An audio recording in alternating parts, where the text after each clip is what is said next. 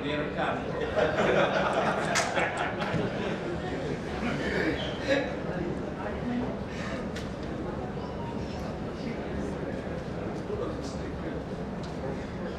महिमा पुस्तक विमोचन के अवसर पर उपस्थित मेवाड़ के वर्तमान आइकॉन गौरव के रूप में इस मेवाड़ की माटी से उठकर जो असम तक अपनी आवाज को बुलंद कर रहे हैं, ऐसे महामहिम परमादरणीय गुलाब चंद जी कटारिया, शिक्षा के महिमा को आगे बढ़ाते हुए इस मेवाड़ में अपना नाम स्थापित करने वाले प्रोफेसर सारंग देओल साहब,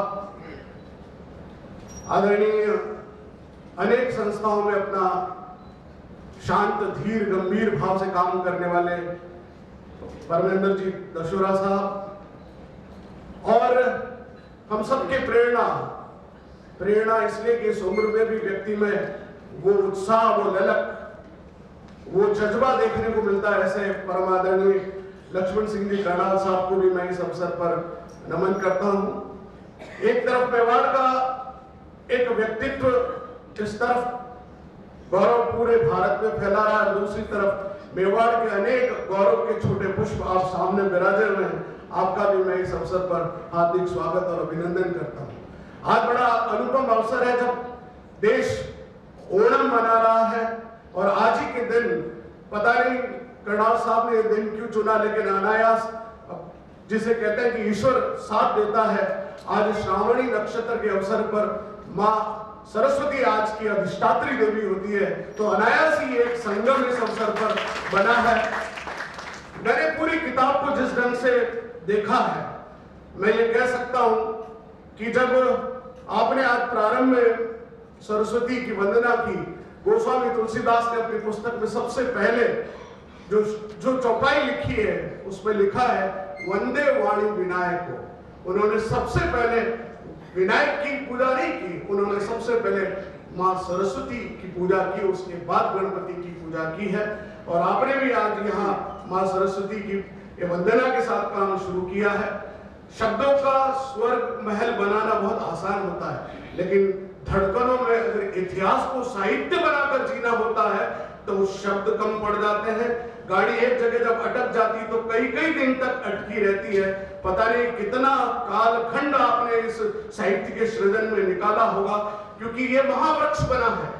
ये अनेक धमनियों में जब हमारे अंदर वो शब्द बहते हैं ना, तब वो शब्द प्रस्फुटित होकर जब एक साहित्य की एक लय बनता है, कविता के रूप में जब निकलते हैं, तब लगता है कि मन में कुछ एक संतोष हुआ है।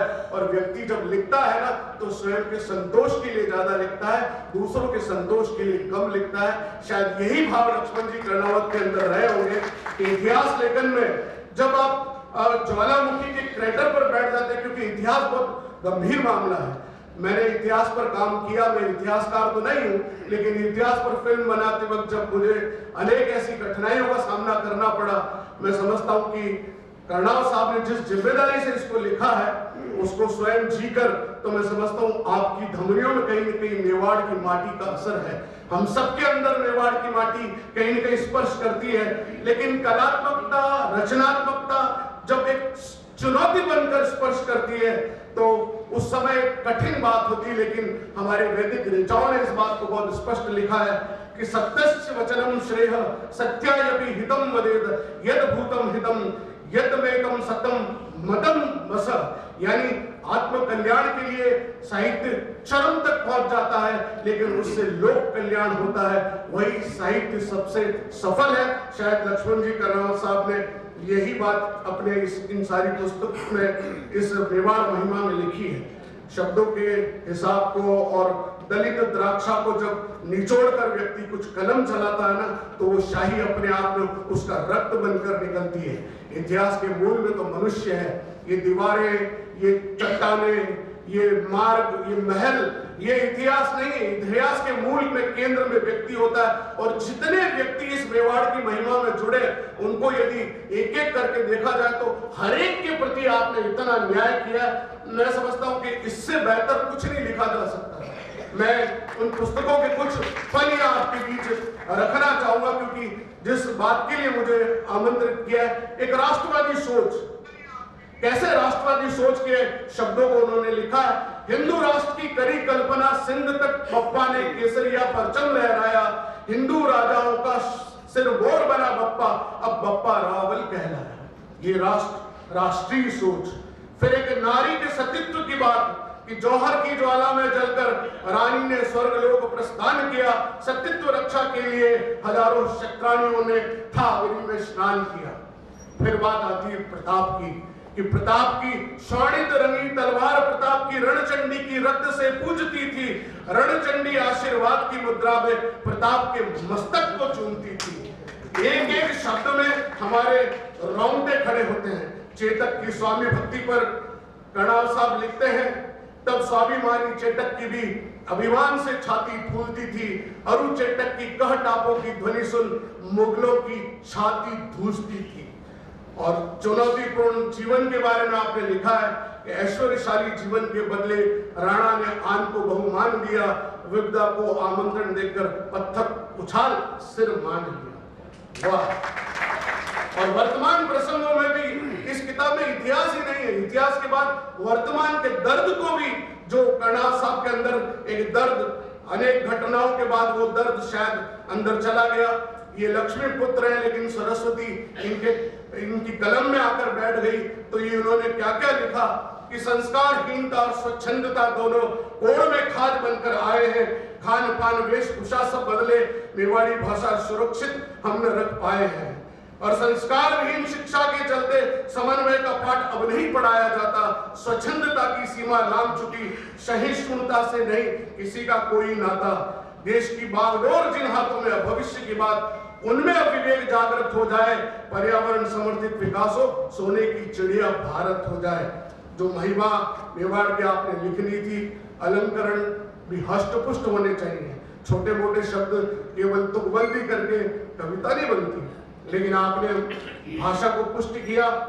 जो भाव आपके मन में थे, इतिहास को पढ़ना कभी कभी व्यर्थ लगता है, लेकिन लगता है कि इतिहास कहानी के रूप में जब हम पढ़ते हैं, तो मैंने जो किताब अभी आपने, धागड़ साहब ने बहुत अच्छी किताब लिखी है और मुझे भेजी, मैं धन्यवाद देता हूं। आपने बहुत सी किताबों का जिक्र किया, मैं आप सभी बहुत, जिसे कहते हैं अंग्रेजी में ऑगस्ट गैदरिंग है, इतने अपने आप में सभी संस्था के रूप में यहाँ बैठे हुए लोग हैं। मैं एक किताब का इसलिए कंपैरिजन कर रहा हूं कि कर्णाल साहब की किताब यदि पद्य में मेवाड़ की महिमा है, तो गद्य में एक किताब है, जिसके पास हो नहीं हो तो सारंग देव साहब से लाइब्रेरी से लीजिएगा, नहीं तो मेरे पास है, राजेंद्र शंकर भट्ट की जो किताब है उसे जरूर पढ़िएगा, आपके रोंगटे खड़े होंगे। और जिस ढंग से उन्होंने इतिहास में लिखा है, उदय सिंह के बारे में लिखा है कि वो उदय सिंह के साथ इतिहास ने कभी इंसाफ नहीं किया, उसके गौरव को नीचा करके आंका गया। आदरणीय कटारिया साहब अभी आसाम में मुझे कहा था कि मैं किताबें ही पढ़ूंगा, तो किताबें भी पढ़ रहे हैं, आपने अपना वजन भी घटाया और अपनी किताबें पढ़कर, मैंने जो किताब दी थी तो उनका मैं वहीं बैठ के पढ़ूंगा, तो मैं कहूंगा आप राजेंद्र शंकर भट्ट को भी अवश्य पढ़ें। हम सब मिलकर आज मैं चाहूंगा कि कर्णाल साहब ने जो काम किया है, एक बार खड़े होकर इनके लिए ताली बजाकर अभिवादन कर, इस किताब के लिए हम जोरदार इनके इस कार्य के लिए हम इनका अभिनंदन करते हैं, अभिवादन करते हैं, वंदन करते हैं, नमन करते हैं। भारत माता की जय।